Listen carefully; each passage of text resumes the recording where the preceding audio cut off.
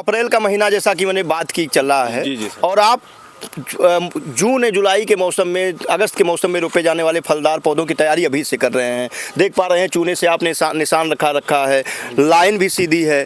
तो किस तरह की तैयारी कर रहे हैं, किसान भाइयों के लिए कैसे फ़ायदेमंद है? देखिए सर, इसमें हम मदर प्लांट लगाने के लिए रंगीन पौधों के मदर प्लांट, रंगीन पौधे की चूँकि अभी हमारे पास मदर प्लांट्स कम हैं, बाकी जो नॉर्मल हम लोग हैं दशहरी, चौसा, गौरी, ये सबके मदर प्लांट हैं, लेकिन इसके अभी रंगीन के काफ़ी कम हैं। वैसे कोई भी पौधे लगाए जा सकते हैं? जी। तो रंगीन के लिए जो रंगीन के लिए ये है सर कि आपका जो दूरी रखना है, दूरी अपेक्षाकृत उन प्रजातियों से कम रखना है, और हाई डेंसिटी प्लांटिंग जहाँ बात होती है उसके लिए रंगीन पौधे आपके, फिर इसके बाद ये आपका हो गया, क्या नाम है, आम्रपाली हो गया, दशहरी भी हाई डेंसिटी प्लांटिंग में किया जा रहा है। तो इसका जो हम लोग 3 मीटर गुड़े 3 मीटर वर्गाकार उसमें रखेंगे। तो एक गड्ढा बनाते समय, जैसे आप कैमरा पर्सन दिखाएंगे, देखिए हम इसका जो है गड्ढा बनवा रहे हैं। अच्छा। ये गड्ढा पहले से इसलिए खेत को जुताई करके सब पूरा फिट करके कर लिया जाता है। समतल किया गया है। समतल हमारा पहले से, क्योंकि नर्सरी का हमारा सब चीज समतल है, कोई दिक्कत नहीं है। लेकिन किसानों के लिए क्या बताना चाहेंगे? किसानों के लिए ये कि सबसे पहले वो खेत की जुताई करके मिट्टी पलट हल पे आपका डीप समर प्लाविंग कर दें, थोड़े दिन के लिए छोड़ दें। इसके बाद जो है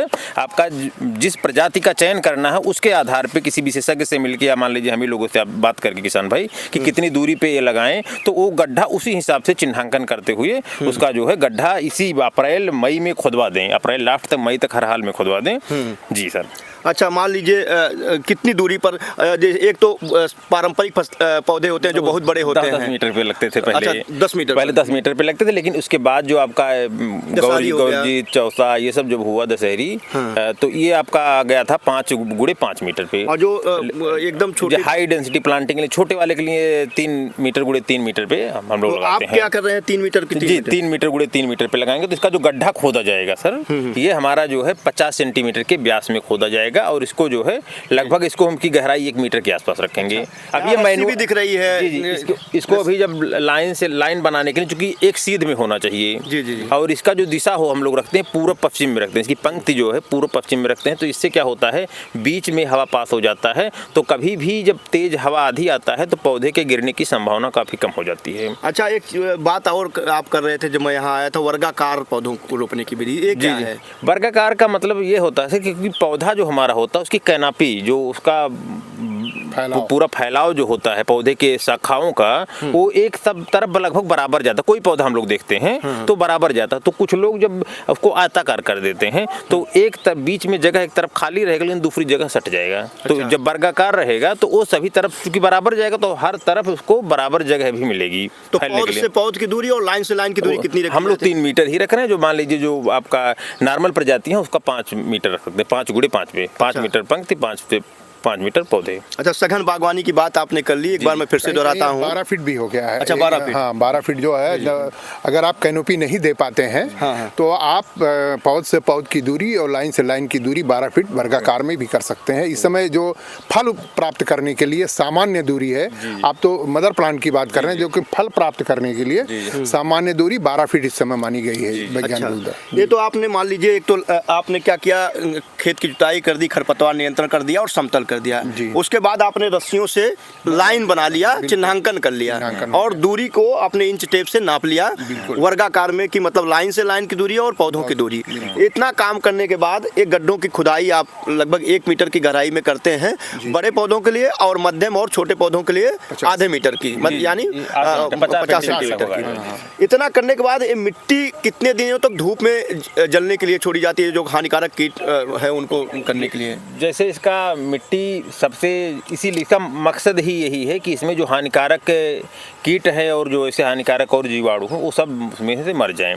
तो इसके बाद जो हमारा एक धूप लग जाएगा, 1-1.5 महीने करीब जब लग जाएगा, इसके बाद हम इसका मई लास्ट जून फर्स्ट वीक तक इसमें क्या करते हैं जी, मई लास्ट जून फर्स्ट सर, वही जो है आपका, उसको हम 1/3 पहले मिट्टी भरेंगे, उसके बाद फिर गोबर का सड़ा हुआ खाद 1 लेयर, उसके बाद फिर मिट्टी भरेंगे। तो उसमें हम लोग जो है गोबर का खड़ा खाद मिलाते हुए, या मान लीजिए कहीं ज़्यादा चिकनी मिट्टी है तो किसान भाई ध्यान रखें, बहुत ही ज़्यादा हार्ड मिट्टी है, अगर वो आपको लग रहा है कि हार्ड मिट्टी से हमारा जड़ नहीं अच्छे से विकसित हो पाएगा, तो उसका एक पार्ट हम रेत कर लेंगे और एक पार्ट जो है ये सॉइल रहेगी, जो हमने मिट्टी जो निकल रही है, और एक भाग आपका गोबर की सड़ी हुई खाद रहेगी। अच्छा। अब इसी के साथ हम लोग जब आते हैं इसके रोग और कीट नियंत्रण के लिए, तो इसको अगर हम लोग प्रयास करते हैं कि जैविक विधि रखें, तो जैविक विधि रखने के लिए इसमें हम लोग बेवेरिया बेसियाना और इसके बाद आपका ट्राइकोडर्मा विरिडी, ये दोनों उसी वही जो गोबर का सड़ा हुआ खाद है उसी में मिलाते हुए उसे पानी डाल के उसको जूट के बोरे पे ढक के 24 से 48 घंटे के लिए रख देते हैं, तब उसको डालते हैं। इससे क्या होगा कि उसमें जो हानिकारक जीवाणु है, हानिकारक जो फंगस वगैरह वाले हैं वो मर जाएंगे, और जो कीट हैं आपके, दीमक हैं, ये सब आपके मर जाएंगे, और बिना किसी रसायन के, जो जिस वजह से हमारी खेती में इतने विष जहर आ रहे हैं, तो उससे बचने के लिए जो विषमुक्त खेती, प्राकृतिक खेती की तरफ एक कदम है, और किसान भाई अगर इन सब चीज़ों का प्रयोग करते हैं, और ये आसानी से उपलब्ध भी हैं आपके सभी कृषि रक्षा इकाई पर उपलब्ध है, और ये नहीं कि सरकारी चीज़ है तो गलत होता है, हम लोग पूरे फार्म हाउस पे लगभग उसी चीज़ का प्रयोग करते हैं। अभी जो आपका हम कल्चर दिखा रहे थे जीवामृत वगैरह, वो सब उन्हीं सब चीज़ों की, सभी पौधे अगर आप आम वाले देख रहे हैं जो है आपके हमारे रूट स्टॉक, इसमें कहीं भी हम किसी तरीके के रासायनिक खाद का प्रयोग बिल्कुल नहीं करते हैं। अच्छा, ये तो आपने बताया कि लेयर बना करके, दूसरा मैंने मिश्रा जी के यहाँ देखा था पिछले बार पौधरोपण करते समय, तो उन्होंने मिट्टी को भुरभुरी बनाते हुए गोबर की खाद कैसे आपने मिलाया था और किस तरीके से भराई की थी? ऊपर की मिट्टी नीचे, नीचे की मिट्टी कुछ ऊपर थी? जी, पहले तो उसकी मिट्टी जो निकली हुई है, ये जब धूप में सूख जाती है, 1 महीने, तो गड्ढा में धूप सूख जाता है, तो उसके अंदर जो बैक्टीरिया या कीटाणु हानिकारक है वो मर जाते हैं, और मिट्टी भी शोधित हो जाती है। जी। उसके बाद उस मिट्टी में हम सड़ी हुई गोबर की खाद और वावेरिया वैसियाना प्लस ट्राइकोडर्मा एक ऐसी दवा है, ऐसा फफूंदीनाशक है, इस समय पौधों में प्रायः देखा जा रहा है कि पौधे जैसे थोड़ा सा बड़े होते हैं उसके बाद अपने आप सूख जाते हैं, उसमें एक फ्यूजेरियम फंगस जड़ में लग जाता है, जो उसकी बहुत मुफीद दवा है आपका ट्राइकोडर्मा। अच्छा। ये एक बार जब आप लगा देंगे, एक बार डाल देंगे, तो फ्यूजेरियम फंगस लगने की संभावना नहीं रहती है, और पौधा सूखने नहीं पाता है। अच्छा। और कीटनाशक की जगह पे आपका वेवेरिया वैसियाना काम करता है। अच्छा। तो इसको मिला करके, और उसमें हम और कोशिश करें अगर मिल जाए तो थोड़ा नीम की खली भी इसमें मिला लें। अच्छा। नीम की खली अगर आप मिला लेंगे उसी गोबर की खाद में, तो ये बहुत ही बढ़िया काम करेगा आपके। एक तो पौध के लिए पोषण भी अच्छा मिलेगा, और कीटाणुओं के लिए दीमक को फायदेमंद करेगा। आपके मार्गदर्शन में बहुत सारे किसान पौधरोपण करते हैं, ढेर सारे गड्ढों की खुदाई के लिए ऐसे तो बड़ी मेहनत वाली, श्रम वाला प्रक्रिया हो जाएगी, तो उनको क्या राय देना चाहेंगे, कैसे गड्ढों की खुदाई? नहीं, जैसे मान लीजिए किसी को बड़ा आर्चर्ड, बड़ा बाग लगाना है, तभी हम फिर उस पर जाएंगे कि आपका मैकेनिकल करें, किसी तरीके के बड़े डिगर का प्रयोग करें। नहीं तो मान लीजिए 8-10 के लिए अब डिगर लेके आएंगे तो महंगा पड़ेगा, लेकिन हाँ डिगर ऐसे उपलब्ध हैं जो मान लीजिए किसी को हेक्टेयर या एकड़ में करना है तो बहुत आसानी से, बहुत जल्दी आपका ट्रैक्टर से या फिर हाथ से भी चल के आसानी से खोद सकते हैं। लेकिन हाँ, इस चीज़ का विशेष ध्यान रखें कि डिगर से केवल गहरा ना करके पेड़ के बराबर, जो आपका आधा मीटर या 1 मीटर की जो चौड़ाई है उसको पूरा अगर मेंटेन नहीं कर रहे हैं तो डिगर पे खोदने का भी कोई मतलब नहीं रहेगा। डिगर में एक दिक्कत आती है कि उसकी जो व्यास होता है वो कम होता है, 50 सेंटीमीटर के व्यास में वो खुदाई नहीं करता है, वो अब मुश्किल से आपका 1 फीट 1.25 फीट में वो खोद देगा, या तो 2-3 बार डिग करिए, उसको खुदाई करिए, तब उस व्यास में आएगा। अच्छा, आज हम लोग जो बात कर रहे हैं, चूंकि हम किसानों को जानकारी देने की बात कर रहे हैं, तो 1 मीटर गड्ढा खुदाई करना समय लेने वाला है। आज हम वो प्रक्रिया करके दिखा दें कि गड्ढे की भराई कैसे की जाती है, मिट्टी कितनी ऊंची होगी सतह से, कैसे मिलाया जाएगा, वो सारी प्रक्रिया करके दिखा दें, जो किसान भाई इसी समय अप्रैल महीने में गड्ढे की तैयारी कर लें। आपने बताया कि समतल कर लें, चिन्हांकन कर लें, गड्ढे की दूरी तय कर लें, उसके बाद गड्ढे की खुदाई कर लें 1 मीटर गहरा, और या पौधों के हिसाब से उसके लंबाई के हिसाब से। अभी आप देख सकते हैं हम बाग की तैयारी के लिए, बाग लगाने की तैयारी की प्रक्रिया आपको बता रहे हैं। हमारे साथ 2 एक्सपर्ट हैं, एक मंगला मौर्य जी जो हार्टिकल्चर के विशेषज्ञ हैं, दूसरे राम मूर्ति मिश्रा जी जो प्रगतिशील किसान हैं। अप्रैल महीने का समय बागवानी के लिए खासा मुफीद माना जाता है। जैसा मैंने पहले बताया था, गड्ढों की खुदाई, उसकी भराई का समय होता है, और अगर आप गड्ढों की खुदाई और भराई कर लेते हैं तो जो बाद में पौधरोपण के बाद समस्याएं आती हैं, पौधों का सही विकास नहीं होता है, पौधे सूख जाते हैं, उसमें बहुत सारे फंगस या तमाम तरह के रोग लग जाते हैं, उन सारी तरह की समस्याओं का समाधान हो जाता है। अभी आप देख रहे होंगे पौधरोपण होना है और हम एक डेमो कर रहे हैं। डेमो में इन्होंने बताया कि पौधों की गहराई बताई, बड़े पौधों के लिए 100 सेंटीमीटर यानी 1 मीटर लंबा चौड़ा गहराई, और अगर वो मध्यम आकार के छोटे आकार के पौधे हैं तो आधे मीटर यानी 50 सेंटीमीटर की गहराई और चौड़ाई होनी चाहिए। और एक खुदाई के बाद लगभग 10 से 15 दिनों तक मिट्टी को धूप में, कड़ी धूप में सूखने देना चाहिए। इससे हानिकारक जो कीट और फंगस हैं वो समाप्त हो जाते हैं। उसके बाद मिट्टी की भराई की जाती है, ऊपर की मिट्टी नीचे और नीचे की मिट्टी ऊपर डाली जाती है, और उसमें क्या क्या चीज़ें गड्ढे भराई के बाद डाले जाते हैं। हम मान लेते हैं कि ये कड़ी धूप में मिट्टी सूख चुकी है और गड्ढा भी कड़ी धूप में उपचारित हो चुका है। अब डेमो के तौर पर इसमें क्या क्या चीज़ें मिलाई जाती हैं और कैसे गड्ढे की भराई होगी, आइए देखते हैं। तो सबसे पहले सर क्या करने वाले हैं और रस्सी क्या करने के लिए है, थोड़ा इसको भी बता दें। भरने के समय कि भरते समय किस जगह हमारा पौधा रहे, उसका मध्य क्या रहे, क्योंकि बाद में नहीं तो फिर जो है हमको लाइन बनाना पड़ेगा। तो वहाँ उसी जगह, जैसे मान लीजिए मिट्टी भर दिया गया, थोड़ा मिट्टी रखें यहाँ, थोड़ा सा मिट्टी ले आए, मिट्टी थोड़ा ले आइए, यहाँ भी पहले सेंटर जी जी जी। तो इसको डोरी टाइट करेंगे जब हम इसको जब टाइट करेंगे तो इसका जो है हम मध्य, जहाँ इसका मध्य आएगा इसका, जी जी, वहाँ पे इंच टेप से भी हम लोग मिला लेंगे जगह इसका जो है 3 मीटर टेप से लेते हुए, और इसका जो मध्य है इसके पीछे देखिए वही सही जगह एकदम आ रहा है। देखिए कैमरा पर्सन दिखाएंगे 3 मीटर एकदम वही जगह सही आ रहा है।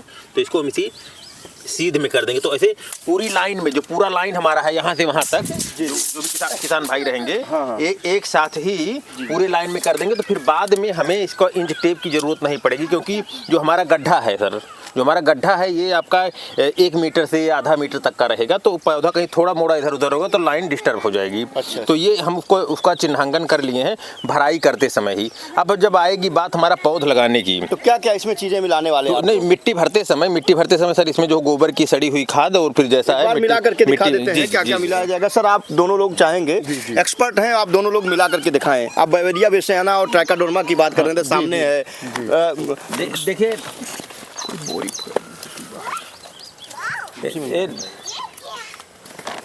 जमीन पे। तो अभी देखिए इसमें जो है दीमक से बचाव के लिए और हानिकारक कीटों से और फंगस से बचाव के लिए, देखिए ये ट्राइकोडर्मा है, ये बैवेरिया बेसियाना है। बैवेरिया बेसियाना इसमें जो है करीब 200 ग्राम इसको इसमें मिला लेते हैं। अच्छा, क्या उपयोग होता है बैवेरिया बेसियाना? कीटनाशक है, जैविक कीटनाशक है। रासायनिक कुछ नहीं, इसमें रासायनिक इसमें कुछ नहीं है। तो कैसे इसमें बैक्टीरिया है, इसमें बैक्टीरिया है। ये बैक्टीरिया जब इसमें खाद में जाते हैं तो ये मल्टीप्लाई हो जाते हैं। जब इसमें नमी होगी और इसमें कई गुना बैक्टीरिया बढ़ जाते हैं, और इनका गुण ये है कि ये कीड़े के टच में अगर आ गए बैक्टीरिया, तो उस कीड़े को एक ऐसा रोग हो जाता है कि वो ऐसा रोग ग्रसित, और वो कीड़ा जितने कीड़ों को टच करेगा वो सब बैक्टीरिया, जितने बैक्टीरिया हैं, सब बैक्टीरिया, जितने कीड़े हैं, जो भी उसके संपर्क में आएंगे सब वो मरते चले जाएंगे, सड़ जाते हैं। तो वो सड़ जाते हैं। उनके ऐसा रोग उनके शरीर में हो जाता है कि उनके सड़न पैदा हो जाती है। तो इसमें जो है, तो आप बैवेरिया बेसियाना मिला दिया, उसके बाद अब क्या मिलाने वाले हैं? इसके बाद ये फफूंदी नाशक है ट्राइकोडर्मा। जी जी। आप किस रोग की बात कर रहे थे जिसकी वजह से पौधा ये सूखता है? फ्यूजेरियम फंगस एक जड़ में लगता है, जड़ के नीचे। जी। तो उसमें एक फफूंदी लग जाती है। आप देखते हैं इस समय इसका शीशम उशम का पौधा बहुत ज़्यादा सूख रहा है कि पौधा बड़ा होने के बाद भी सूख जाता है। तो अगर इसका उपयोग सामान्य रूप से करते रहें मिट्टी में मिला करके, तो वो रोग नहीं लगने पाएगा। चलिए, कितनी मात्रा में डालते हैं? ये हर पेड़ में 200 ग्राम 100-200 ग्राम डाल दीजिए। ये मल्टीप्लाई करते हैं। अच्छा। ये इसमें जो बैक्टीरिया, इसमें भी बैक्टीरिया होता है। जी। ये बाद में मल्टीप्लाई करके कई गुना उसमें बैक्टीरिया बढ़ जाते हैं, बशर्ते इसमें नमी बनी होनी चाहिए। तो इससे नियम तो इसका ये है कि इसको सड़ी हुई गोबर की खाद में मिला दें। और अच्छा, कितने किलोग्राम सड़ी की गोबर की खाद इसमें मिलानी चाहिए? अभी तो हम डेमो कर रहे हैं। जी। लेकिन एक गड्ढे में कितने ग्राम? ये मैं कितना ग्राम? नॉर्मली जब हम लोग 1 मीटर की बात करें तो उसमें करीब 50 किलोग्राम, क्योंकि अब हम लोग इसको हाफ कर लिए, तो इसमें हम लोग 20 किलोग्राम गोबर की सड़ी खाद मिलाएंगे। जब इसको भराई करेंगे जून के महीने में, मई लास्ट या जून का फर्स्ट वीक, जब भी इसे भरेंगे उसमें मिला देंगे। और पौधा लगाते समय इससे पहले भी उपचारित किए। पौधा लगाते समय हम लोग इसमें क्या करते हैं, बर्मी कंपोस्ट लेते हैं। बर्मी कंपोस्ट जो है प्रति पौधा जितनी दूर में हम लोग लगाते हैं, प्रति पौधा जो है आधा किलोग्राम से 1 किलोग्राम के आसपास रखते हुए, फिर ये चीज़ें जो है 50 ग्राम उसी में मिक्स करते हुए और पौधा लगा देते हैं। इससे क्या होगा, हमारा तुरंत न्यूट्रिशन उसको जो है बर्मी कंपोस्ट से मिलना शुरू हो जाएगा, जो कि आपका गोबर की खाद की अपेक्षा आपका 8 से 10 गुना होता है। तो मान लेते हैं कि मिट्टी जो फैली है ओजोनीकरण यानी धूप से उपचारित हो चुकी है। अब इसको हम गड्ढे की भराई करते हैं। इसमें एक चीज हम और ऐड करना चाहेंगे। जी। अगर उस समय 1 किलो पर गड्ढे इसकी नीम की खली मिला दिया जाए, तो ये इससे पौधे का विकास भी बढ़िया होगा और रोगग्रस्त भी नहीं होगा। तो चलिए, आप गड्ढे की भराई करते हैं और चूंकि शाम हो रही है, धीरे धीरे लाइट की भी प्रॉब्लम आएगी। तो हम चाहेंगे कि जो हमारे दर्शक हैं, बागवान हैं, पौधे रोपने की तैयारी कर रहे हैं, वो पूरी प्रक्रिया समझ जाएं, जिससे उन्हें आगे की जो समस्याएं आती हैं पौधरोपण के बाद होना है। तो कैसे भरा जाएगा देखते हैं। मिट्टी थोड़ा लिए इसको पूरा, मुझे लगता है पूरे गड्ढे की भराई कर देते हैं जो मिट्टी फैली हुई है। जी भरवा देते हैं और इसको डाल देते हैं। जी, जिसको मिलाते हुए पौधा लगाने का पूरा विधि हम इसमें अभी बता दे रहे हैं।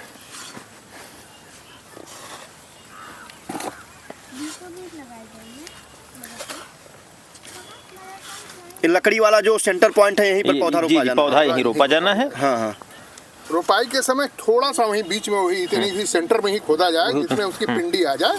जी। जो जैसे देख रहे हैं कि भूतल पे हमारा जो है सरफेस से 20 सेंटीमीटर ऊंचा हो गया है। ये हमें जो सरफेस अगर ये है हमारा, तो 20 सेंटीमीटर हमारा ये ऊंचा होना चाहिए। अब तो थोड़ा अब खाद जो हमारा 1 किलो बर्मी कंपोस्ट जी नहीं वो क्लियर, अब मिलाना है ना क्लियर।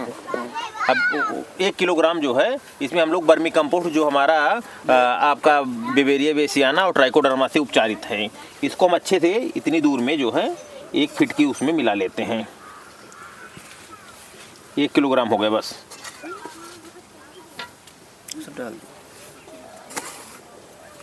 चलिए, अब गड्ढों की भराई हम लोग कर लेते हैं। लो लकड़ी फिर से गाड़ देते हैं वहाँ जहाँ है। नहीं, लकड़ी का क्लियर है। हम लोग पौधा लगाएंगे कैसे भी से नहीं, एक प्रक्रिया में जो चाह रहा था कि जो सतह से ऊंचाई है, ये सारी चीजें आप बता दें। जी। मान लीजिए, सपोज करिए, कैमरा पर्सन दिखाए, अगर मान लीजिए हमारा ये सतह है, इसमें हम लोग 20 सेंटीमीटर के आसपास इसका हम लोग ऊंचाई कर चुके हैं। ये 20 सेंटीमीटर के आसपास हमारी ऊंचाई हो गई है। अब इसी के बराबर हमारा पौधा लगना है। जी। ये सतह है, ये 20 सेंटीमीटर ऊंचा है। अब पौधा लगाने का जो तरीका होता है, लाइए, पौधा लगाने का जो तरीका होता है, ये हमें शाम में ही लगाना है। किसान भाई इस चीज़ का विशेष ध्यान रखें, इसे हमें शाम के समय ही लगाना है। अच्छा, इसमें कुछ चीजें ध्यान दी जाती हैं कि कहाँ तक मिट्टी में इसका जी वही देखिए, इसको हम आसानी से इसको फाड़ लेंगे। ये पॉलीथीन फाड़ लेंगे, पॉलीथीन सहित नहीं लगाना। किसान भाई इस चीज़ का विशेष ध्यान रखें। देखिए, इसकी रूट्स जो है अगल बगल है, जैसे मिट्टी में जाएगा खूब तेज़ी से ग्रोथ करेगा। और ये पॉलीथीन इसको अच्छे से कहीं जो है फिर से जला देना चाहिए। अब इसमें एक चीज़ विशेष ध्यान देने की बात होती है कि 20 सेंटीमीटर ऊंचा हमें इसे लगाना है। इसके बाद जब इसको बगल से मिट्टी रखेंगे, तो ये मिट्टी जो होगा ये कभी भी इसके तने के ऊपर नहीं आना चाहिए। ये मिट्टी हमारा ये तने के ऊपर नहीं आना चाहिए। जी। इसका क्या फायदा होता है? इससे होता है जब मान लीजिए जो तने पे अगर मिट्टी आ जाता है तो कई तरीके के आपके फंगस वगैरह इसमें लग जाते हैं, जिससे पौधा सूख भी सकता है। जी जी। अच्छा, एक चीज़ और हम चाहेंगे, पौधा मान लीजिए रोपाई कर दी गई। जी जी, इसको ध्यान रखना है कि ये पौधा सीधा रहे सर। अच्छा जी। कितने देर बाद पानी देना है रोपाई के? पानी तुरंत, उसके थोड़ी देर तुरंत बाद ही इसका जो है पानी दे देना है। अच्छा, एक गलती और किसान भाई कर देते हैं, जैसे यहाँ पर ग्राफ्टिंग की गई, कर्म लगाई गई, मान लीजिए कल्ले यहाँ से निकल रहे हैं तो किसान भाई क्या करें?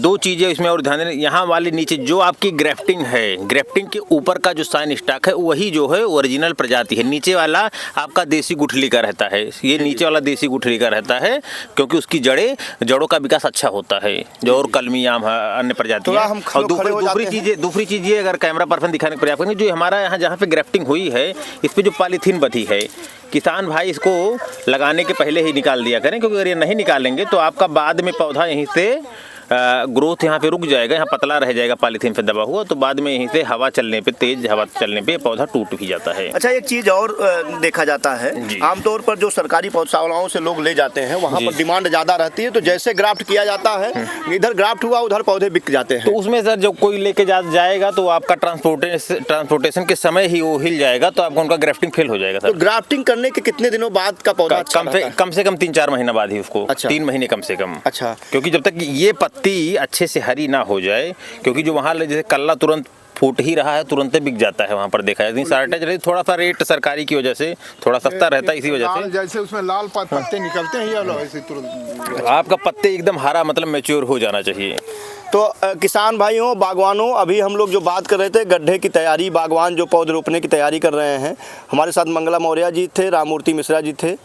दोनों के जो अनुभव रहे हैं और जो एक्सपर्टीज रही है उसके ज़रिए हमने जाना कि बड़े लंबाई के पौधे, मध्यम आकार के पौधे और छोटे लंबाई के पौधों के लिए कितनी दूरी पर हम पौधों की रोपण करें। तो जो जानकारी हमको आपने दी, बताया कि 10 मीटर की दूरी पर बड़े पौधों का रोपण किया जाता है, जो मध्यम आकार के होते हैं उनको 5 मीटर की दूरी पर। और आजकल सघन बागवानी का सिस्टम चल रहा है कि कम दूरी पर पौधों को रोप करके अधिक उत्पादन लिया जाए, और बहुत सारे ऐसे पौधे हैं जिनकी लंबाई बढ़ती तो बहुत ज़्यादा नहीं है, लेकिन फलत बहुत ज़्यादा आती है। तो आज किसान भाई कभी भी जल्दी के चक्कर में बिना इसका गड्ढा खोदे कभी भी रोपाई ना करें। जी जी। नहीं तो आपका पूरा मेहनत बर्बाद कर देगा, क्योंकि उसकी जड़ों का विकास अच्छे से नहीं होगा। अगर आप ये काम कर लेते हैं तो आप बागवानी का पूरे केयर का आधा काम वहीं कर लेते हैं। अच्छा, तो एक चीज़ बात ये कर दी, और दूसरा इन्होंने बताया कि 3 मीटर की दूरी पर सघन बागवानी। आज जो प्रक्रिया दिखाई गई, 3 मीटर की दूरी पर पौधरोपण के लिए गड्ढे तैयार करने की विधि बताई गई, और इन्होंने बताया कि उसके लिए रस्सी से हम पहले चिन्हांकन करते हैं, लाइन बनाते हैं, सीधी लाइनें बनाते हैं और वर्गाकार बनाते हैं, यानी पौध से पौध की दूरी और लाइन से लाइन की दूरी 3 मीटर ही रखी जाती है। इतना करने के बाद, ये सारी प्रक्रिया करने के पहले हमें खेत की अच्छी तरीके से गहरी जुताई करके उसको समतल बनाना और उसमें से खरपतवार नियंत्रण करना भी जरूरी होता है। अब हम पौधे के रोपने के लिए गड्ढे तैयार करते हैं। इनके अनुसार जो उन्होंने बताया कि जो बड़े पौधे होते हैं जिनकी लंबाई बड़ी होती है, उनके लिए गड्ढों की जो गहराई है 1 गुणे 1 मीटर, यानी लंबाई, चौड़ाई और गहराई 1 मीटर की होनी चाहिए। और जो मध्यम छोटे आकार के हैं वह आधे मीटर के, यानी 50 सेंटीमीटर के होते हैं। इतना करने के बाद हम गड्ढों की खुदाई करते हैं। खुदाई करने के बाद मिट्टी को 10 से 15 दिन कड़ी धूप में जलने देते हैं। उसमें जो हानिकारक बैक्टीरिया हैं, जो हानिकारक कीट हैं, वो समाप्त हो जाते हैं। उसके बाद गड्ढों की भराई करने के लिए इन्होंने जो जानकारी दी, बताया कि उसमें हम 50 किलोग्राम गोबर की सड़ी हुई खाद मिलाते हैं मिट्टी में, और ऊपर की मिट्टी नीचे और नीचे की मिट्टी ऊपर डाल करके गड्ढे की भराई करते हैं। और उसके लिए बीच का जो गड्ढे का मध्य सेंटर है वहाँ पर एक लकड़ी डालते हैं, क्योंकि हम गड्ढे की खुदाई अप्रैल मई महीने में करते हैं और जो रुपाई पौधे का होता है वो जून जुलाई अगस्त में होता है। तो ऐसे में यह चिन्हित करना या सुनिश्चित कर पाना मुश्किल हो जाता है कि हम गड्ढा कहाँ था और उसका सेंटर पॉइंट क्या है। तो पहले से ही हम एक लकड़ी या एक खूंटी कह दें गाड़ देते हैं, और सभी गड्ढों के मध्य में गाड़ा जाता है, जिससे उस सेंटर पॉइंट पर हम पौधरोपण के समय उसको चिन्हित करके पौधों का रोपण करते हैं। तो इन्होंने वो सारी चीज़ें बताई और साथ में जो फंगस लगता है पौधे में जो बाद में सूख जाता है। कई बार कमेंट बॉक्स में मंगला मौर्य जी के ही वीडियो पर तमाम लोगों ने शिकायत किया कि उनका पौधा सूख गया, मुरझा गया, डेवलप नहीं हो रहा है। तो उन सारी समस्याओं का समाधान आज इन्होंने बताया कि कैसे हम गड्ढे को पहले से खोद करके तैयारी करके और पहले से रखें और मानसून का जब बारिश हो जाए तब उसकी रोपाई करें। उन्होंने ये भी बताया कि इसमें बावेरिया बेसियाना जो कि एक जैविक कीटनाशी है और वो जो कीट होते हैं उसमें एक तरीके का वो फंगस करके उनको सड़न पैदा कर देता है जिससे वो मर जाते हैं। साथ ही राममूर्ति मिश्रा जी ने एक खास जानकारी बताई जो पौधा सूखने की बात है। लोगों की शिकायत रहती है कि हम पौधा लेकर आए नर्सरी से सूख गया और सारी गलती नर्सरी को दी जाती है, चाहे वो सरकारी नर्सरी हो या प्राइवेट निजी नर्सरियाँ हो। तो जो पौधे सूखने की बात है, एक बार मैं चाहूँगा उस रोग का नाम फिर से बता दें। फ्यूजेरियम फंगस है, हाँ। तो फ्यूजेरियम फंगस से बचाव के लिए उन्होंने जो बताया मैं फिर से दिखा दे रहा हूँ। ट्राइकोडर्मा जो है हार्जेनियम एक चूर्ण है, बेसियाना दोनों और ये जो है अगर हम मिट्टी में ही जब गड्ढे की भराई करते हैं ये दोनों चीज़ें जैसे बावेरिया बेसियाना और ये ट्राइकोडर्मा, ये दोनों चीज़ें अगर पहले से ही गड्ढे की भराई समय मिला देते हैं तो हमको दीमक से और फंगस के नुकसान से जो पौधे सूखते हैं दोनों चीज़ों से हम बच पाते हैं। तो किसान भाई इतनी अच्छी जानकारी आज इन दोनों एक्सपर्ट के जरिए हमें मिली है और निश्चित तौर पर इतनी अच्छी जानकारी अगर मिल रही है तो आपके कमेंट्स का इंतज़ार रहेगा। आपको और क्या जानकारी चाहिए होगी आप जब बताएंगे कमेंट्स बॉक्स में शेयर करेंगे तो निश्चित तौर पर उस जानकारियों को भी हम आप लोगों के जरिए आप तक पहुंचाने की कोशिश करेंगे। और ज़्यादातर कमेंट में तो स्वयं मंगला मौर्य जी खुद आकर के लोगों की समस्याओं का समाधान करते हैं, राममूर्ति मिश्रा जी भी। लेकिन आज गड्ढा की तैयारी की बात उन्होंने की, गड्ढे की भराई की बात की। निश्चित तौर पर ये वीडियो आपके काम का होगा पौधरोपण के लिए। ये सिर्फ आम की बात नहीं थी, वो उन सभी तरह के फलदार पौधों के लिए है, चाहे लीची की बात करें, अमरूद की बात करें, जो जितने भी फलदार पौधे आप रोपते हैं गड्ढों की तैयारी हमको ऐसे ही करनी है। उसकी लंबाई के हिसाब से, उसके बढ़वार के हिसाब से हमको गड्ढों की दूरी तय करनी होती है। क्यों बात सही है? जी सर। अमरूद की दूरी कम हो पौधे के विकास के लिए गड्ढे का जो खुदाई करने की जो प्रक्रिया है, खेत की तैयारी बहुत ही आवश्यक है। अगर ये चीज़ आप कर लिए तो आपका किसी तरीके का जो रोग के चांस है या पौधे सूखने के चांस हैं वो समझ लीजिए 99% एकदम कम हो जाते हैं, खत्म ही हो जाते हैं। तो वीडियो कैसा लगा ज़रूर बताइएगा और आशा करता हूं कि ये वीडियो उन सभी बागवानों के लिए अच्छा होगा जो पहले से इस साल पौधों के रोपण की तैयारी कर रहे हैं, किसी प्रकार के फलदार पौधों के, चाहे वो कटहल हो गया, आम हो गया, लीची हो गया, अमरूद हो गया, सेब हो गया, किसी तरह के पौधों की रोपाई की तैयारी कर रहे हैं। सभी पौधों के लिए काफ़ी फ़ायदेमंद होने वाला है।